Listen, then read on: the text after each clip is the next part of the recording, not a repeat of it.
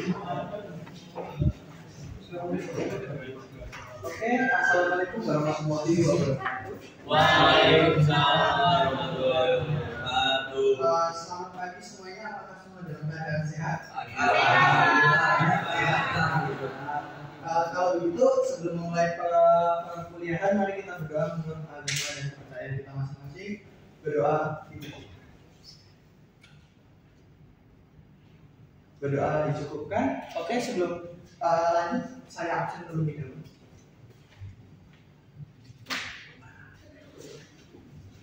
Adi Rizky Maulana, Hadir Pak. Dimas Sandra, Hadir Pak. Iken Dedi, Hadir. M Samsul, Dua.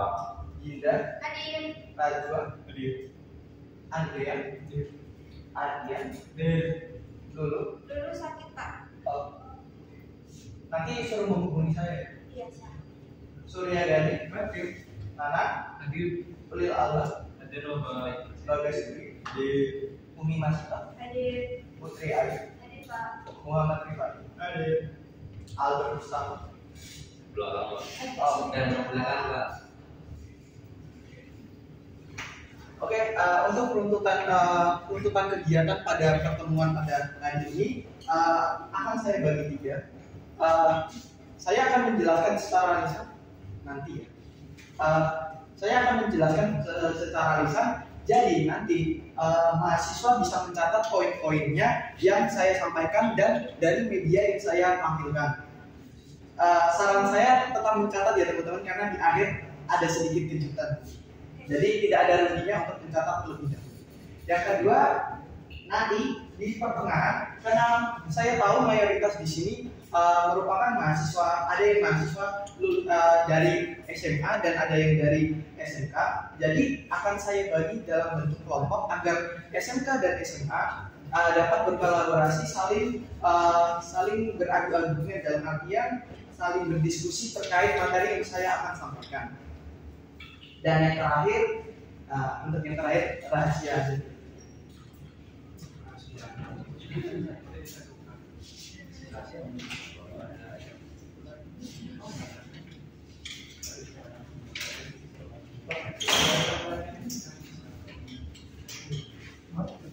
Oh, ya lembar Jinda dan Nana.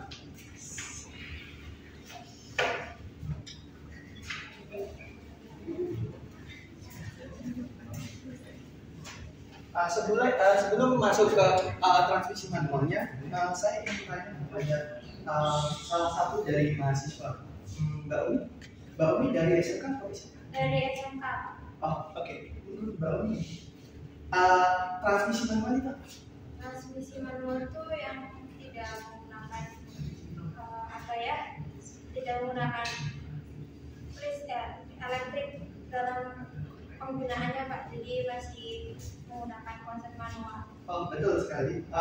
Saya izin menambahkan lagi, transmisi manual itu merupakan salah satu jenis sistem transmisi pada kendaraan yang memungkinkan pengemudi, kita sebagai pengemudi itu mengontrol langsung perpindahan rasio gigi dengan tuas persneling sebagai komponen yang kita bisa lakukan kontrolnya, dan pedal kopling. Oke, setelah kita mengetahui definisi umumnya, manfaatnya untuk kehidupan kita sehari-hari. Nah, bisa dilihat ini ada dua manfaat yang mungkin kita bisa dapatkan dari mempelajari sistem transmisi pada sistem transmisi. Yang pertama itu dapat mendeteksi gejala kerusakan transmisi sejak dini seperti suara berisik atau gigi sulit masuk. Nah, bagi mahasiswa yang di rumahnya mungkin ada mobil atau orang tuanya memiliki mobil atau memang jarang mampu, nanti kalian bisa sekiranya saat belajar atau menyetir sendiri, kalian bisa mengidentifikasi apakah giginya keras ya, perpindahan giginya keras ya, kok ada suara berisik ya. Nah, ketika kita mengetahui komponen dan komponen-komponen dan cara kerja sistem transmisi, kita jadi lebih lebih apa ya namanya, lebih disiplin dalam menjaga kendaraan. Jadi nggak semena-mena menggunakan kendaraan tersebut. Jadi bisa menjaga kondisi kendaraan tetap lebih baik.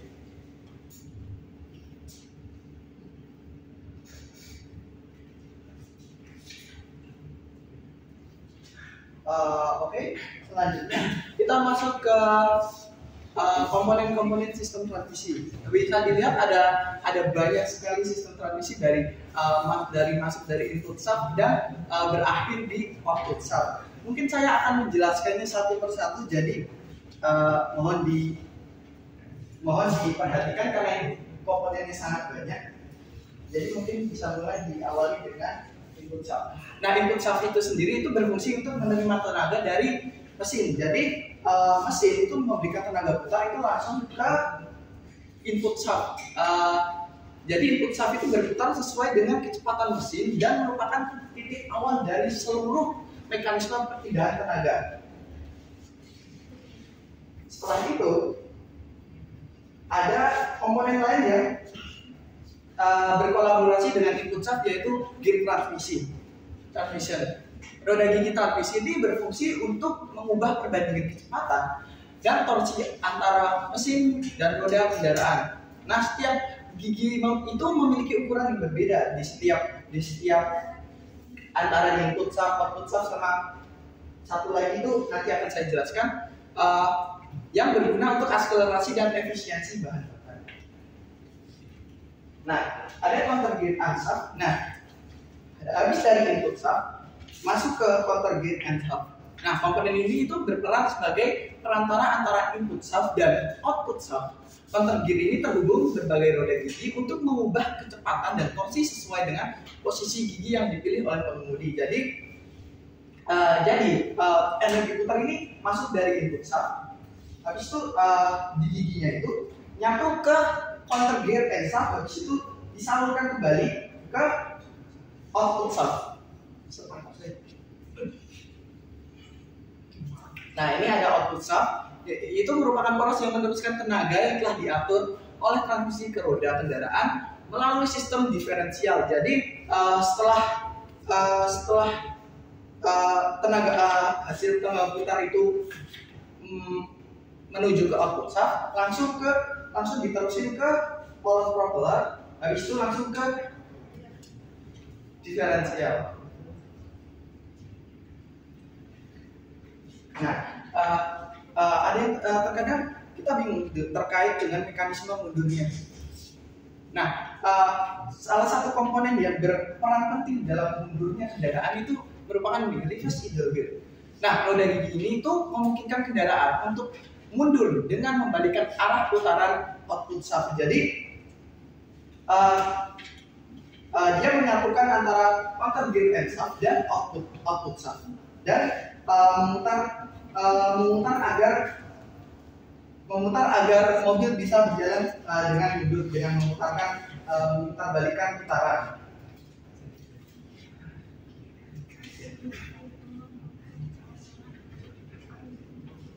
Selanjutnya ada synchronizer. Nah, komponen ini itu berfungsi menyamakan kecepatan putaran roda sebelum terkunci dengan output sub, sehingga perpindahan giginya itu jadi lebih halus dan tidak menimbulkan suara kasar atau gesekan berlebih. Jadi alasan mengapa terkadang perpindahan gigi kita itu terasa lebih halus dan tidak menimbulkan bunyi itu karena peran dari synchronizer ini sendiri. Nah, untuk tadi kan sudah dibahas terkait synchronizer. Nah, kita sekarang membahas terkait komponen yang menggerakkan synchronizer itu.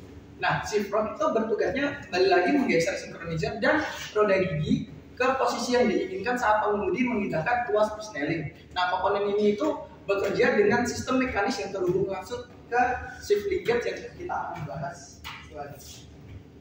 Dari tuas persneling. Nah, untuk shift linkage ini merupakan mekanisme yang menghubungkan tuas persneling dengan shift prop dan komponen lain dalam transmisi. Mungkin akan saya percepat.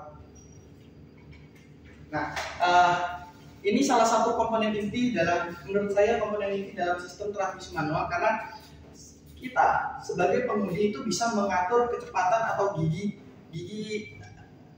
mengatur kecepatan dengan diri kita sendiri gitu. Jadi tuas ini tuh merupakan kontrol utama bagi pengemudi untuk mengganti gigi yang dengan sesuai kebutuhan. Misal kita pindah ke gigi 1, gigi 2, kita mau kecepatan berapa buat untuk akselerasi, atau kita mengejar akselerasi, kita mengejar kecepatan, dan ya itu satu lagi sesuai. Selanjutnya ada bearing. Bearingnya itu adalah bantalan yang berfungsi mengurangi gesekan antara komponen yang berputar seperti poros dan roda gigi. Dengan adanya bearing itu pergerakan dalam transmisi itu menjadi lebih halus dan lebih awet karena tidak mengalami gesekan berlebih. Jadi gesekannya itu agak teredam dengan adanya bearing.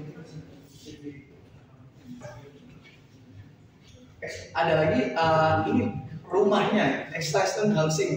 Ini merupakan bagian belakang dari transmisi yang berfungsi untuk melindungi output shaft dan mendukung sistem pelumasan. Jadi extension housing itu juga menjadi tempat keluarnya output shaft yang terhubung dengan propellant shaft dan drive shaft seperti yang saya jelaskan tadi. Jadi extension housing itu nanti bahasanya itu terhubung langsung dengan poros propeller.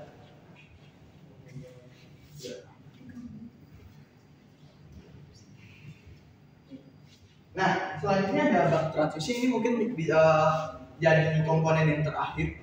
Bak transmisi ini merupakan contoh bagi seluruh komponen transmisi. Jadi semua komponen transmisi itu ada di dalam sini. Itu berfungsi untuk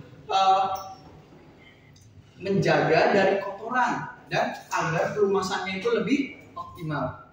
Nah, biasanya bahan dari extension bak transmisi ini sendiri itu terbuat dari aluminium dan besi tua untuk menjaga dan menahan tekanan dan panas yang dihasilkan selama operasi transmisi itu sendiri. Selanjutnya ada proses perpindahan. Saya sudah menyiapkan mekanisme singkat, mekanisme simple untuk teman-teman yang ingin mempelajari sistem kecepatan transmisi dalam 3 kecepatan, yaitu kecepatan sedang, rendah, sedang, dan tinggi.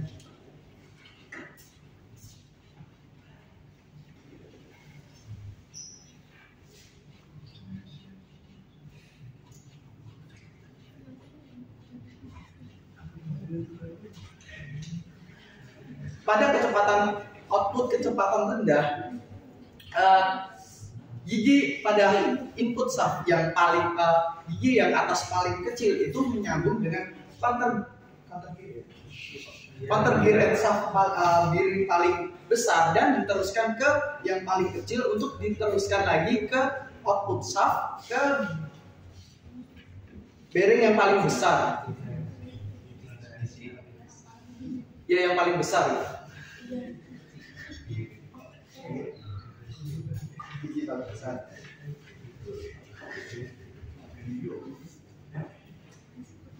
Nah, saat output kecepatan medium atau sedang itu posisi gigi itu posisi gigi dari output shaft itu agak sedikit maju.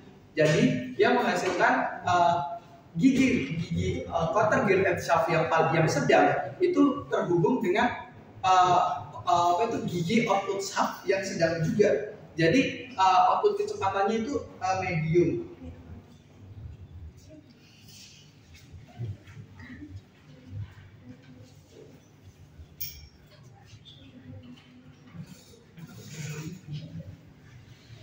Nah, untuk output kecepatan tinggi bisa dilihat output kecepatan tinggi transmisi langsung output shaft itu langsung tergabung dengan input shaft tergabung langsung dengan output shaft. Jadi tanpa perantara dari counter gear and shaft terlebih dahulu agar emang tenaganya itu kuat untuk output kecepatan tinggi.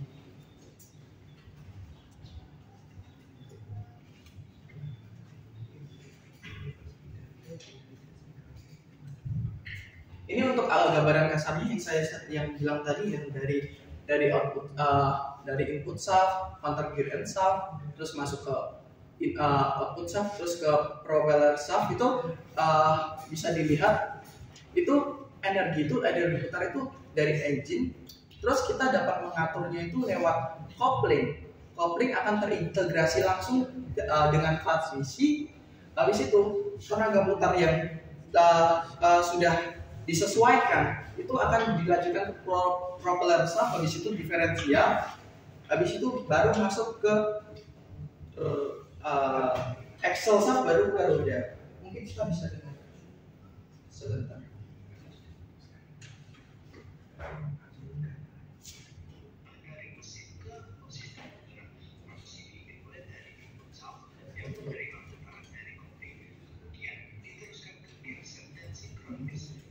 Kedengaran nggak?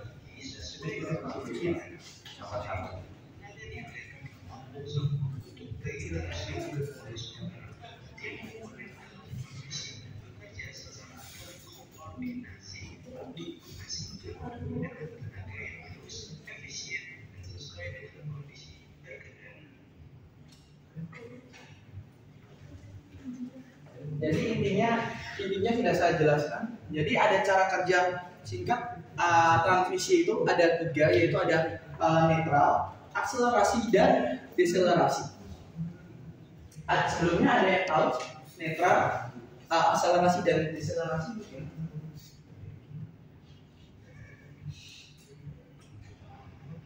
Tidak tahu. Oh, belum tahu ya.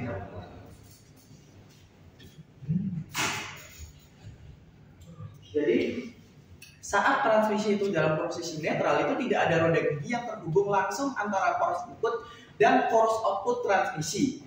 Jadi meskipun mesin tetap berputar dan menggerakkan poros input melalui coupling, tidak ada gaya atau torsi yang diteruskan ke roda penggerak. Nah, posisi ini itu biasanya digunakan saat kendaraan berhenti atau akan dihidupkan. Jadi posisi netral ini terjadi saat kendaraan berhenti atau mau dinyalakan, itu posisi netral.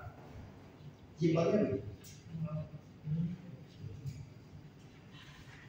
Nah, saat akselerasi itu pengemudi kan menginjak gas. Nah, untuk mempercepat kendaraan itu tenaga mesin itu dialirkan melalui coupling ke transmisi.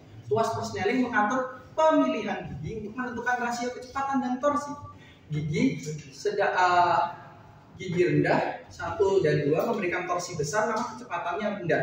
Nah, seperti yang saya jelaskan tadi, pada mekanisme 3 kecepatan, memang di awal itu memberikan tenaga yang ekstra. Tapi nyatanya saat akselerasi itu kecepatannya ada patokannya, tidak bisa langsung rendah terus.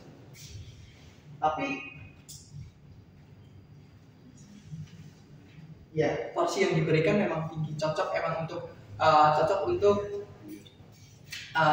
mempercepat kendaraan, apalagi dinaikkan atau tanjakan. Terima kasih.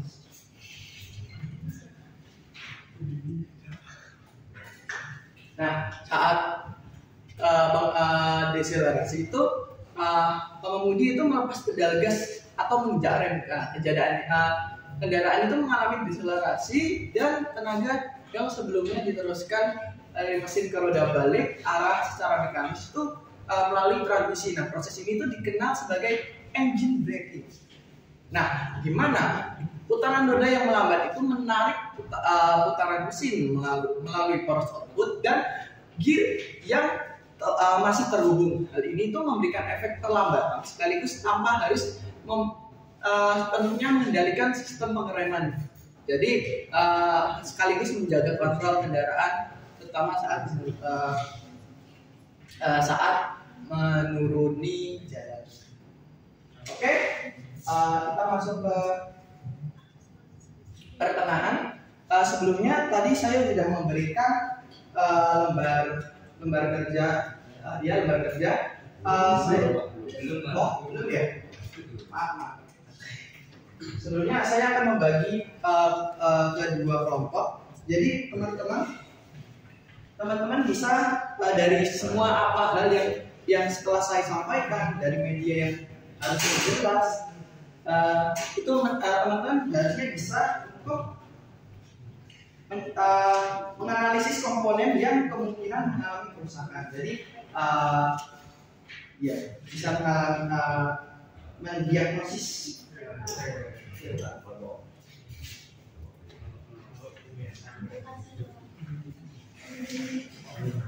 Saya beri waktu mungkin 10 menit ya.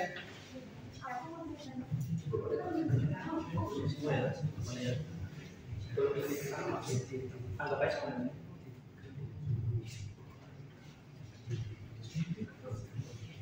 Oh iya, untuk kalian menganalisis itu kerusakan itu, kalian boleh membuka modul yang saya telah kirimkan, ataupun kalian bisa membuka sumber-sumber yang menurut kalian itu bisa membantu kalian memahami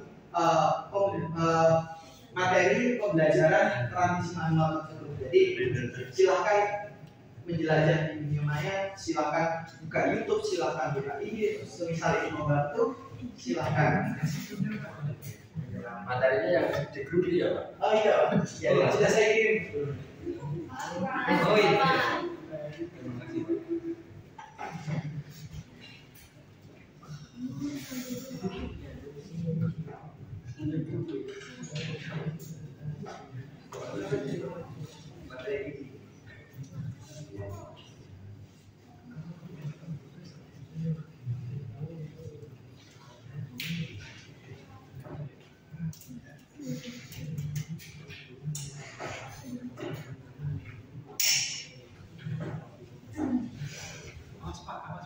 Oh iya, iya.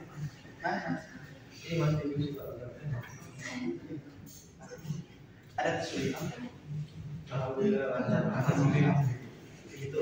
Berarti materi yang saya sampaikan memang masuk.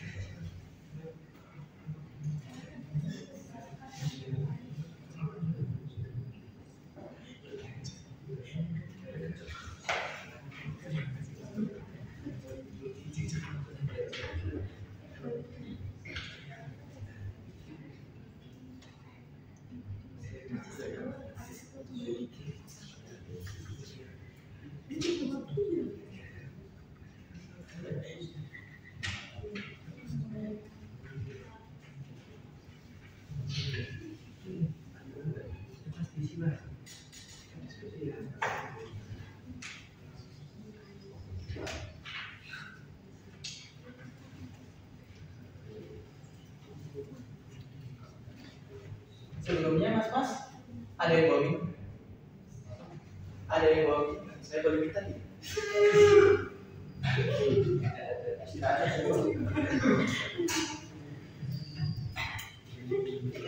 Tidak ada. Ada Pak. Boleh minta dikit mas? Terima kasih.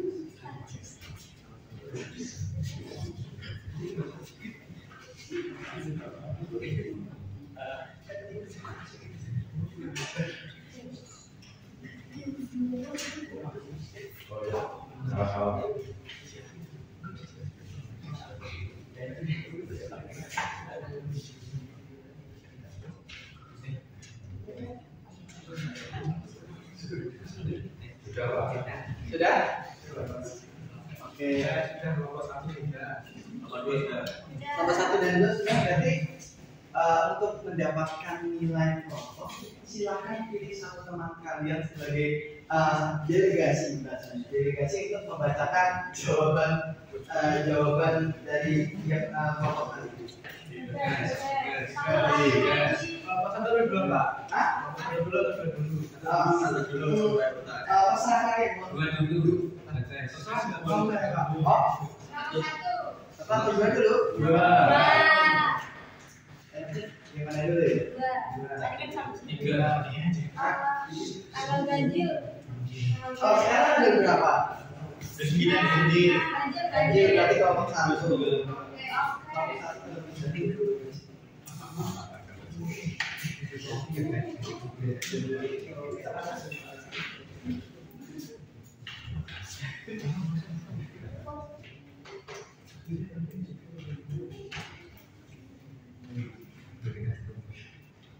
Nah, itu untuk gejalanya di mas Pak. Kemungkinan penyebabnya COVID tidak terlepas guna. Nah, itu cara masuk paling pokoknya nyangkut itu apa ya? Nyangkut.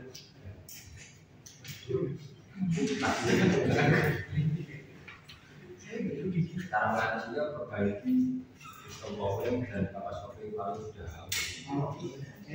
harus diganti juga. Terus yang kedua ini gejalanya gigi loncat saat kendaraan di jalan. Kemudian penyebabnya ganggu berkomunikasinya itu atau sifat giginya lemah. Cara mengatasinya ganti komponennya Pak, karena itu kan celahnya ada kecil ya, berapa ya?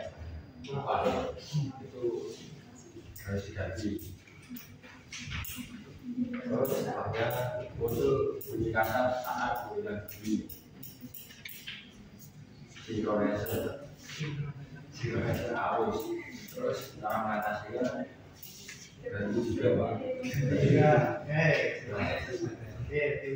Transmisi bocor, transmisi bocor. Sebuah langsung bocor rusak. Itu juga cara mengatasinya harus diganti. Karena apa ya? Karena jika terus digunakan itu malah terjadi kebocoran, orangnya habis malah transmisinya rusak semua. Nah, terus selanjutnya oli transmisi tempat kotor atau berbau gosong. Gigi dan bantaran sudah halus. Terus cara mengatasinya lakukan perbaikan internal sudah gigi atau bantaran sudah halus. Terus ganti oli transmisi cara rutin, jadi tidak perlu olinya jadi hitam. Udah aneh, menjadi secara rutin. Ya, berapa kilometer bisa lupa. Oke. Untuk kelompok satu juga ya seperti itu. Atau ada sanggahan dari kelompok dua barangkali berbeda pendapat. Kurang lebih sama. Kurang lebih sama. Berarti terima kasih untuk Mas Arif sebagai delegasi kelompok satu. Beri tepuk tangannya. Selanjutnya untuk delegasi kelompok dua, silakan membacakan hasil dari diskusi. Ya, terima kasih Bapak atas waktu yang diberikan. Sebenarnya saya Bagas, perwakilan dari kelompok 2 untuk mewakili hasil diskusi dari kelompok kami. Nah, yang pertama itu gejalanya dari gigi sulit masuk, kurang lebih sama dari kelompok 1, yakni kopling tidak terlepas sempurna dan sinkronisasi arus. Solusinya bisa diperbaiki sistem koplingnya agar bisa terlepas sempurna dan mengganti sinkronisasi arus. Yang nomor 2, gigi loncat saat kendaraan berjalan. Kemudian penyebab ada seperti kayak aus atau terlepas. Terus untuk solusinya sendiri kita ganti seketingkai yang aus atau terlepas tersebut. Selanjutnya nomor 3 yaitu muncul bunyi kasar saat memindahkan gigi. Kemungkinan penyebabnya ada sinkronis aus dan juga oli yang kurang ataupun habis. Solusinya bisa mengganti sinkronis aus, terus menambahkan ataupun mengganti oli transmisi yang kurang atau habis. Nomor 4, transmisi bocor. Kemudian penyebabnya hasil input atau output itu yang sudah aus atau rusak, kemudian juga bisa dari baut tab transmisi yang karena itu kan biasa diganti oli ya, jadi sering dilepas dan dipasang, kemudian bisa dol ataupun aus. Nah, solusinya diperbaiki ataupun diganti. Terus nomor 5, transmisi cepat kotor atau berbau gosong. Kemungkinan penyebabnya di transmisi rompal ataupun oli yang digunakan salah. Ya bisa karena merah ataupun salah viskositasnya yang tidak tepat. Solusinya bisa mengganti dan memperbaiki komponen yang rusak. Terima kasih Mas Bagas, delegasi dari kelompok 1 di kelompok 2.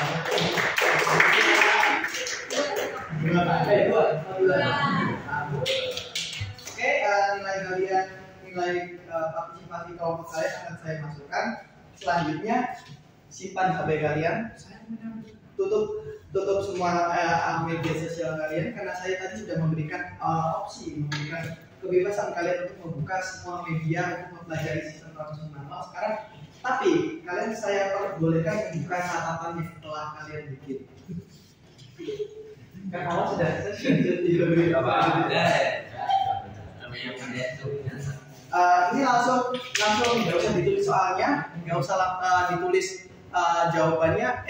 Ditulis saja jawabannya A, B, C atau D, biar kita bisa langsung koreksi langsung. Silakan.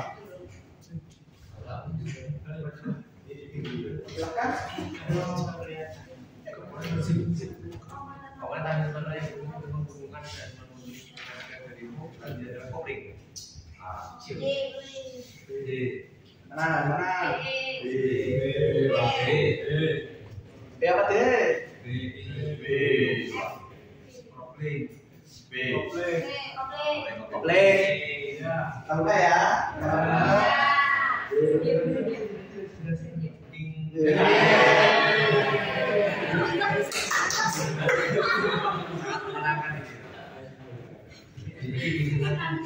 Oke, lanjut. Jangan lupa ditulis di buku, nanti dikumpulkan saya. Untuk soal nomor 2, silakan.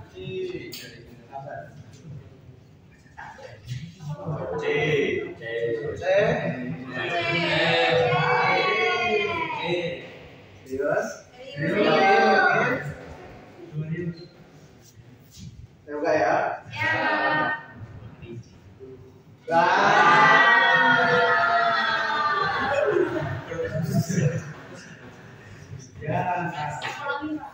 Ulangin. Lanjut.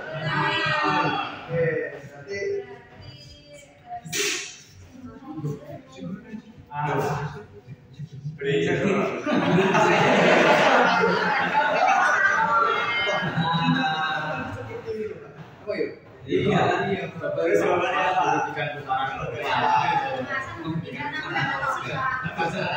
coba opsi yang lain terlebih dahulu.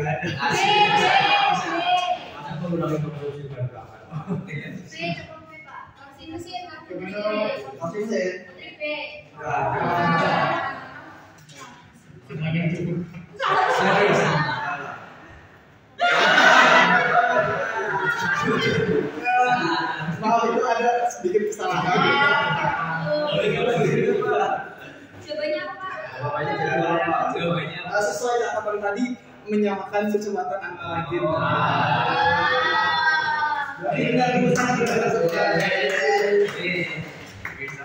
Selanjutnya salah sudah waktunya habis. Baik, terima kasih teman-teman atas waktu dan kesempatan yang telah diberikan.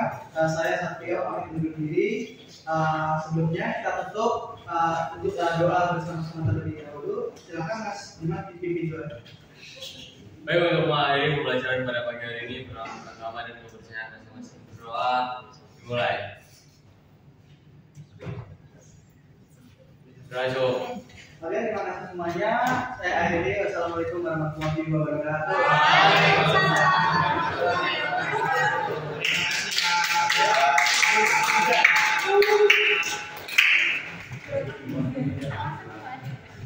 Ya, silakan komentatornya.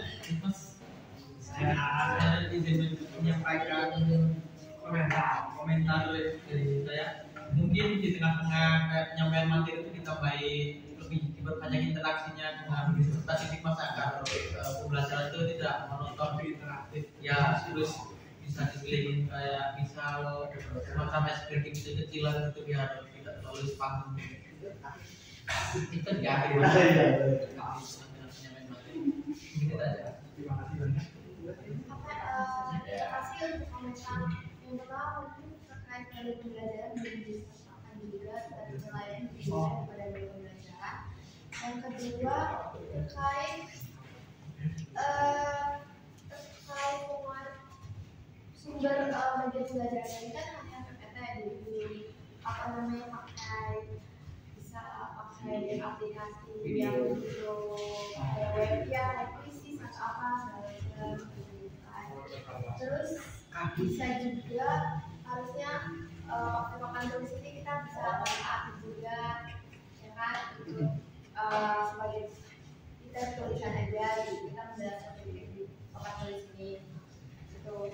Itu ditambah mungkin yang mindful juga beda karena nilai juga gimana kalau terkait yang modul pembelajaran Bisa dilakukan itu modul pembelajaran belum disampaikan buat nilai PBL kan disuruh juga yang ya belum print belum dikasih saya. Oke, terima kasih. Ya cukup dah. Baik, komentar dari saya dibaca di Elena ya. Sudah saya tuliskan ya. Baik, jadi dari catatan teman-teman tadi itu digunakan sebagai refleksi bagi mahasiswa yang habis sudah melakukan praktik ya. Di depan siapa yang akan praktik Amin 1 saya tuliskan di Elena malam. Jadi semua harus siap. Jadi kalau saya tulis sekarang minggu depan sih ini mungkin santai saya. Jadi harus bersedia. Dan baik ya. Secara umum ada sudah bagus, ada kurang-kurangnya ya pasti masih belajar ya. Oke, saya presensi dulu. Adi, Dimas, Niken, Samsul, Bidang, Fatwa, Andrea, Adian, Guru, Surya, Nanang, Ulin, Bagas, Umi, Putri, Rifai.